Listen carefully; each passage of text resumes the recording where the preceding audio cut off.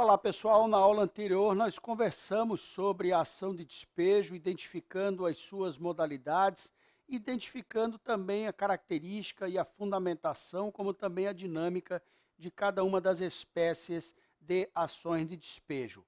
Agora, na aula de hoje, nós vamos falar sobre questões processuais que envolvem a ação de despejo, seguindo a ordem do artigo 319 do CPC.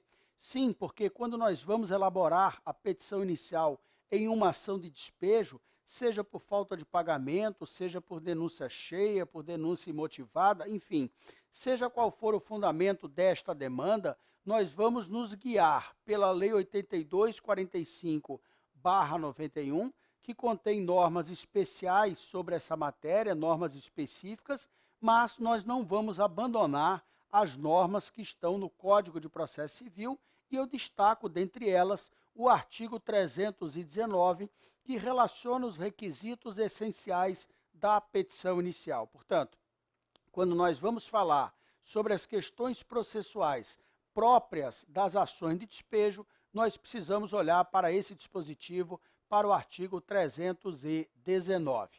Começando pela competência, aquilo que nós escrevemos no cabeçalho da petição inicial, na sua primeira página, o endereçamento da petição inicial a uma autoridade jurisdicional.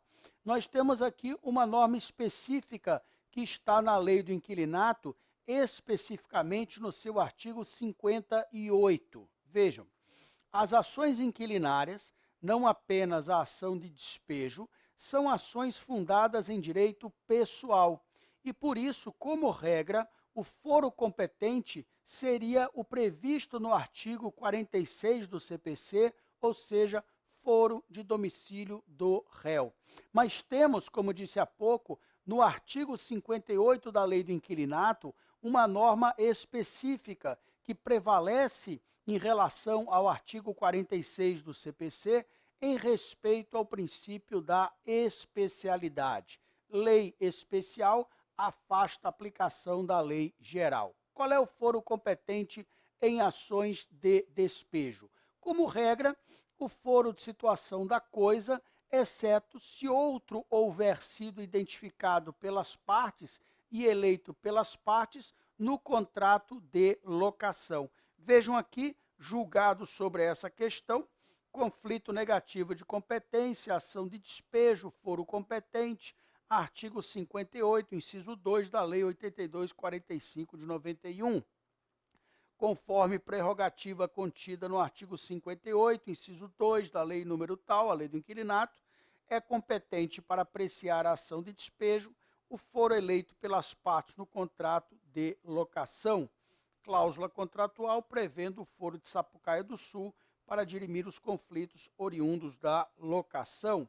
Súmula 335 do Supremo Tribunal Federal, precedentes, conflito negativo de competência, julgado procedente, um julgado proferido pelo Tribunal de Justiça do Rio Grande do Sul. Portanto, o foro competente é aquele previsto no contrato, o foro eleito, e não havendo estipulação, o foro de situação do imóvel. Esta competência, ela é de natureza relativa. Significa dizer que o juiz não pode reconhecer a sua incompetência de ofício, por força da súmula 33 do STJ, estando obrigado a aguardar que, se for o caso, o réu suscite a preliminar de incompetência relativa como preliminar da contestação, com fundamento no inciso 2 do artigo 337. Se o réu nada reclamar na contestação, não suscitar a incompetência, teremos aí prorrogação de competência, ou seja, o juízo inicialmente incompetente torna-se competente em decorrência da inércia do réu. Segunda questão, legitimidade ativa. Quem deve propor a ação de despejo? Meus queridos amigos, o locador. E aqui nós temos de fazer uma advertência. Muitos advogados ajuizam a ação de despejo em nome da administradora. Por quê? Porque no contrato de locação consta uma cláusula autorizando e legitimando a administradora ao recebimento de aluguéis. Meus queridos amigos, mesmo que tenhamos eleito e pré-definido uma administradora no contrato de locação para exercer esse tipo de trabalho, esse tipo de obrigação, a ação de despejo por falta de pagamento deve ser proposta, assim como qualquer outra ação de despejo, deve ser proposta pelo locador, não se exigindo que seja proprietário. Enfrentando algumas ações, o que nós temos visto? Que determinados réus, através de seus advogados, ao contestarem essas ações, eles dizem assim: o autor não detém legitimidade, porque não é proprietário do imóvel. Vejam, vamos construir a premissa. Primeira, a ação de despejo deve ser proposta pelo locador, não pela administradora, mesmo que aquele não seja proprietário. A condição de ser proprietário não é exigida para o ajuizamento das ações de despejo. Nós vamos analisar dois julgados na sequência. Primeiro, agravo de instrumento, locação, ação de despejo acumulada com cobrança de aluguéis e legitimidade ativa da administradora de imóveis, extinção do processo. Em se tratando de ação de despejo acumulada com cobrança de aluguéis, apenas o locador detém legitimidade para figurar no polo ativo da demanda. Isso porque a administradora de imóveis é apenas representante do proprietário e não substituta processual. Processo extinto de ofício.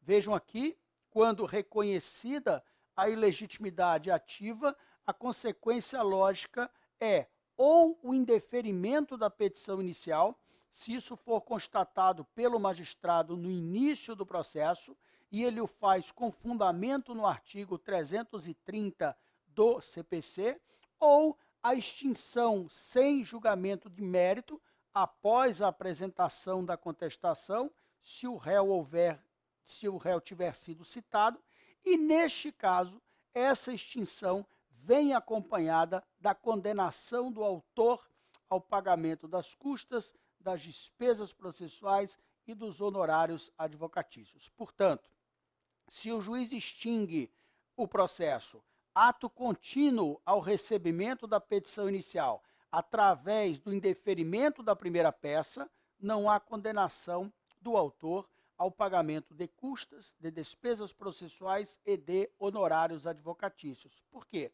Porque o réu não foi citado, não foi onerado com a apresentação da sua defesa.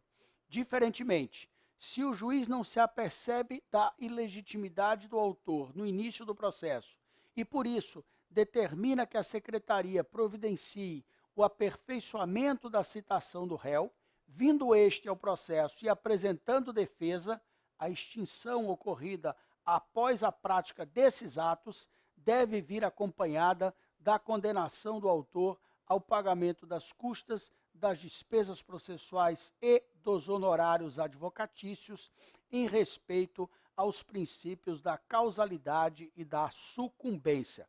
Voltemos agora para analisar o outro julgado, que envolve o questionamento do fato do locador ser ou não proprietário. Apelação cível, locação, ação de despejo acumulada com cobrança de aluguéis e encargos, legitimidade ativa. Tem legitimidade ativa para a propositura da ação de despejo por falta de pagamento, o locador ou quem se subrogou no seu direito, sendo irrelevante ser ou não proprietário. Eu não vou ler o restante do julgado, apenas por uma questão de economia, mas vejam aqui um julgado proferido em 2018. No que toca à legitimidade passiva, quem deve ocupar o polo passivo na condição de réu? O locatário, mesmo que tenha cedido a locação sem autorização do locador. Eu loquei determinado imóvel e, através de um contrato escrito ou verbal, eu cedi a locação para José. O locador sabe, ele tem conhecimento, porque reclamou disso comigo, que quem está na posse do imóvel agora é José e não eu, locatário.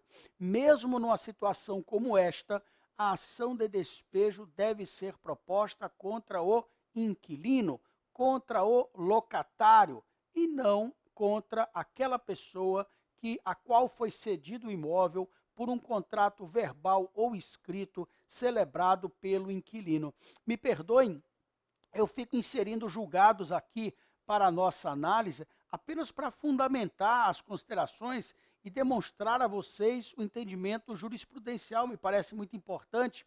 Quando eu comecei a advogar, bastava a análise e o domínio da lei. Hoje isso é insuficiente para exercício da advocacia.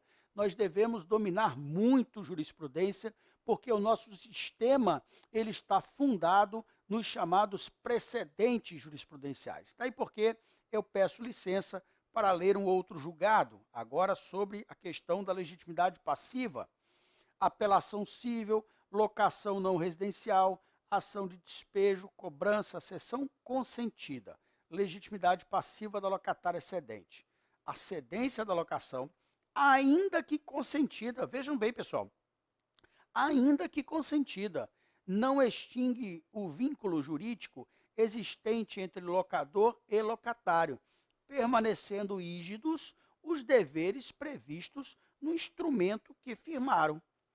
A cessão outrossim diz respeito exclusivamente ao cedente e ao cessionário, cuidando-se de relação estranha ao locador, contexto em que a locatária cedente é parte legítima para figurar no polo passivo da ação de despejo e, perante a locadora, continua responsável pelo pagamento dos aluguéis e encargos. Relativamente à pretensão da recorrente de dilatar o prazo para a devolução do imóvel, houve perda do objeto a partir da desocupação, honorários recursais devidos. Um julgado da 16ª Câmara Cível do Tribunal de Justiça do Rio Grande do Sul, proferido em 2018. Meus queridos amigos, eu disse no início da conversa mantida na aula anterior que a ação de despejo por falta de pagamento de aluguéis e de encargos da locação pode ser proposta exclusivamente contra o inquilino ou locatário ou contra o inquilino e fiador. Neste caso, quando na petição inicial eu formulo pedidos cumulados, eu quero a rescisão do contrato de locação pelo cometimento de uma infração contratual, pelo descumprimento da principal obrigação assumida pelo inquilino, que era a de pagar aluguéis e os encargos da locação, e formulo também pedido contra o fiador para que ele seja condenado a pagar os aluguéis em atraso. Portanto, essa é uma configuração tradicional das ações de despejo por falta de pagamento. Propositura desse tipo de ação contra inquilino e fiador. Por quê? Porque o locador nem sempre confia que a rigidez patrimonial e financeira do inquilino seja suficiente para garantir o pagamento dos aluguéis. Ele confia muito mais no pagamento a ser feito pelo fiador do que pelo próprio locatário. Essa é uma configuração, como disse, ideal. Só que alguns locadores ajuizam a ação de despejo por falta de pagamento apenas contra os inquilinos, apenas contra os locatários. Obtém êxito nessas ações, ou seja, o juiz decreta o despejo e condena o inquilino, o locatário, ao pagamento dos aluguéis em atraso. E aí o que acontece, pessoal? Quando o locador instaura a fase de cumprimento da sentença, ele descobre que o inquilino não tem nem dinheiro no banco, nem patrimônio para garantir o pagamento daquela execução. E aí, neste momento, o que ele faz? Ele pede a citação ou intimação, seja qual for a modalidade de convocação, do fiador. Ou ele, pior do que isso, ele obtém a sentença que decreta o despejo e já instaura a fase de cumprimento da sentença contra o fiador. Ele não instaura a fase de cumprimento da sentença contra o inquilino. Ele procura pelo inquilino durante dias e semanas e meses e obtém informações extremamente negativas em relação à situação financeira e patrimonial do inquilino. Ele faz uma verdadeira devasta na vida do inquilino. Ele obtém certidões dos cartórios de imóveis daquela cidade em que ele reside e essas certidões, elas demonstram que o inquilino não tem um único bem imóvel. Então, ele sabe que a instauração da execução contra o inquilino seria uma medida inócua, uma medida que não apresentaria um resultado satisfatório. E aí o que ele faz? Ele instaura a execução contra o inquilino. Meus queridos, desculpem, contra o fiador. Meus queridos amigos, isso é um absurdo do ponto de vista processual. Nós já tínhamos uma súmula sobre essa matéria, que é a súmula 268 do STJ. Essa súmula diz o seguinte, que a execução não pode ser instaurada contra o inquilino que não integrou a fase de conhecimento, que não foi citado na ação de despejo. O Código de 2015 transpôs para o seu texto esta súmula, a súmula 268, e a transformou num dispositivo legal. Vejam aqui o parágrafo 5º do artigo 513 do CPC. O fiador que não... Essa é a súmula, primeiro. O fiador que não integrou a relação processual na ação de despejo não responde pela execução do julgado. E agora o 513, parágrafo 5º. O cumprimento da sentença não poderá ser promovido em face do fiador, do coobrigado ou do corresponsável que não tiver participado da fase de conhecimento. Então, se vocês são advogados do fiador, o que vocês devem fazer, tendo sido o fiador intimado ou citado, pouco importa, na fase de cumprimento da sentença? Vocês podem opor a impugnação, é a defesa clássica apresentada na fase de cumprimento da sentença. Essa impugnação tem fundamento no parágrafo 1º do artigo 525. Nela, vocês vão arguir o quê? A ilegitimidade passiva. Ilegitimidade passiva. Essa que é uma matéria de ordem pública. O juiz deveria ter constatado a presença, a existência desse vício quando recebeu aquela petição em que o locador requer a instauração da fase de cumprimento da sentença. Mas isso passou batido. Pouco importa. É matéria de ordem pública, ela não preclui. O juiz de ofício, em qualquer fase processual, pode reconhecer a ilegitimidade do fiador. E muito mais, quando o fiador o provoca através da oposição da impugnação, em que suscita a sua ilegitimidade passiva. Portanto, o fiador que não integrou a ação de despejo, que não integrou a ação de conhecimento, não pode ser executado na fase de cumprimento da sentença. Por quê? Porque o locador, em relação a ele, não dispõe de título executivo judicial.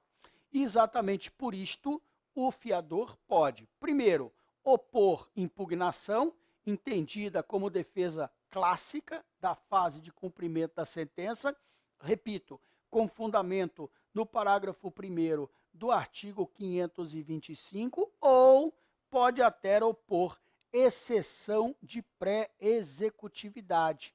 Exceção de pré-executividade. Por quê? Porque estamos diante de uma matéria de ordem pública que pode ser conhecida de ofício pelo magistrado, não se submetendo à preclusão.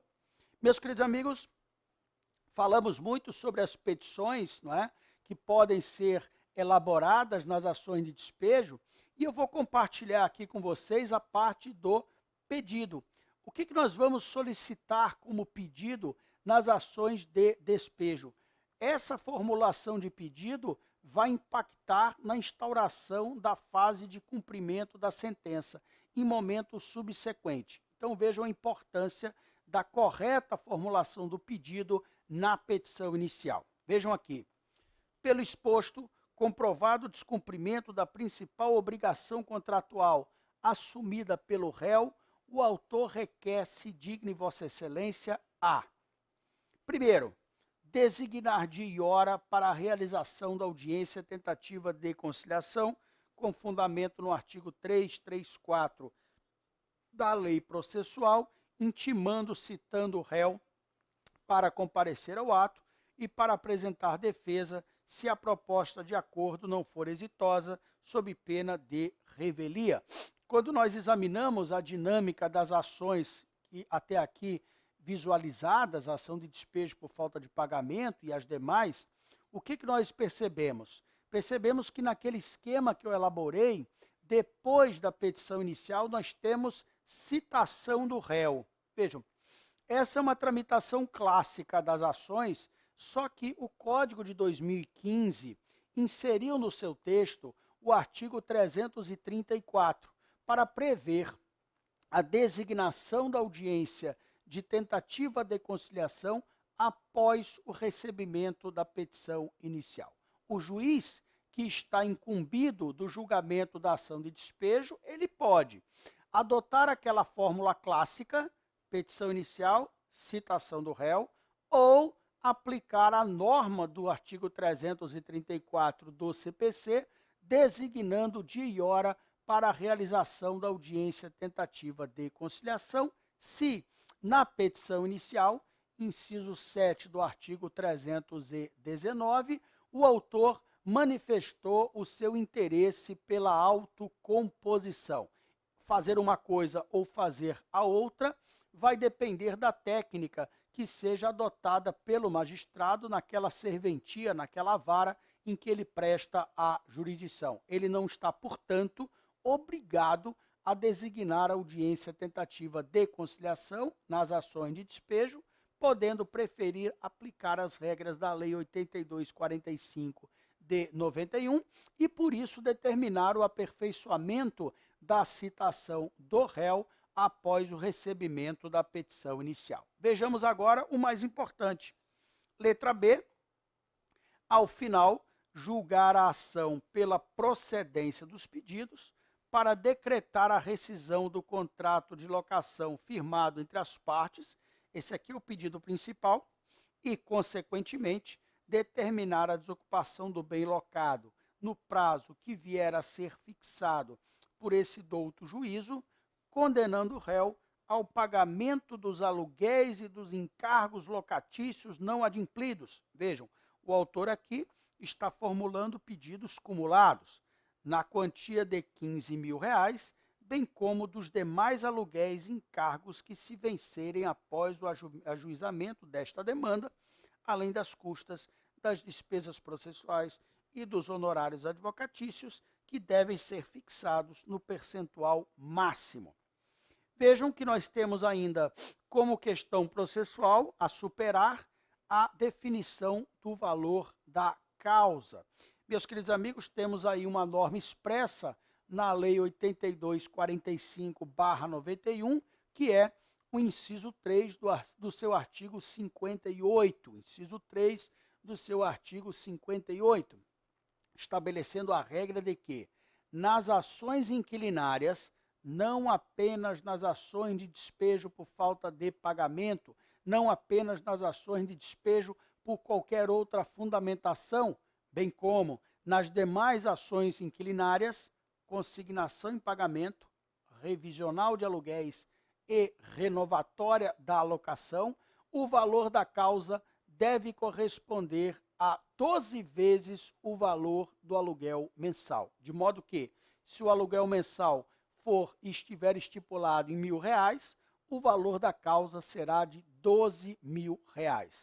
Eu chamo a atenção para o parágrafo 3º do artigo 292 do CPC, parágrafo 3º do artigo 292 do CPC, prevendo que o juiz pode, está autorizado pela lei, a, de ofício e por arbitramento, modificar o valor da causa, fixando o prazo de 15 dias para a complementação das custas processuais, sob pena de extinção do processo, sem resolução do mérito. Portanto, se eu descumpro essa determinação contida no inciso 3 do artigo 58 e atribuo à causa um valor menor do que aquele que representa 12 vezes o valor do aluguel, o juiz está autorizado a adotar essa técnica prevista no parágrafo 3º do artigo 292. E última questão, em termos processuais, é a prescrição.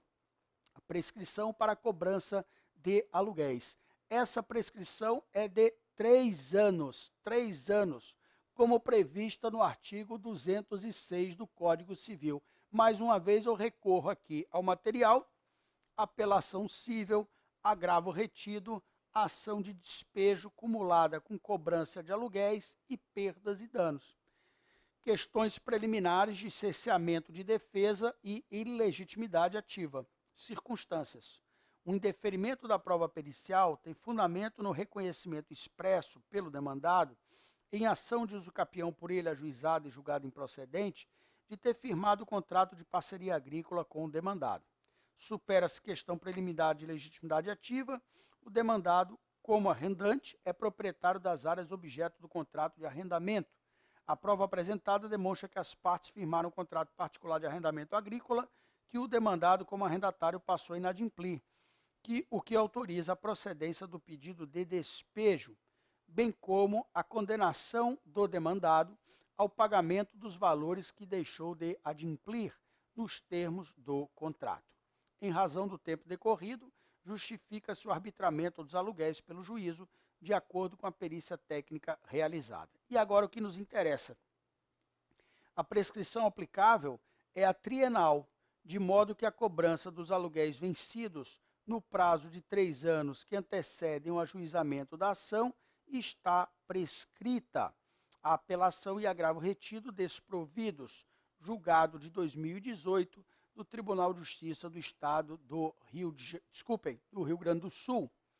Meus queridos amigos, poderemos ter aqui um reconhecimento parcial da prescrição. Vejam, eu ajuizei hoje uma ação e nesta ação eu estou cobrando aluguéis vencidos nos últimos 10 anos. Imaginemos que estejamos diante de uma inadimplência persistente, uma inadimplência que ultrapassou tudo, ultrapassou a paciência do locador e ultrapassou também o limite de tempo. Cobro 10 anos de aluguéis. O réu suscita a decadência como matéria de defesa, ou a prescrição como matéria de defesa, melhor falando, e quando o juiz reconhecer de fato a prescrição, o fará para extinguir as obrigações ou reconhecer a extinção da obrigação relativamente àqueles aluguéis que se venceram há mais de 3 anos, ou seja, os 7 primeiros anos de inadimplência serão abatidos pela prescrição, enquanto que a cobrança vai persistir, vai ter continuidade e a ação de despejo ela vai prosseguir para ou em relação a esses 3 últimos anos. Portanto, temos aqui um reconhecimento parcial da prescrição, como também podemos ter um reconhecimento total.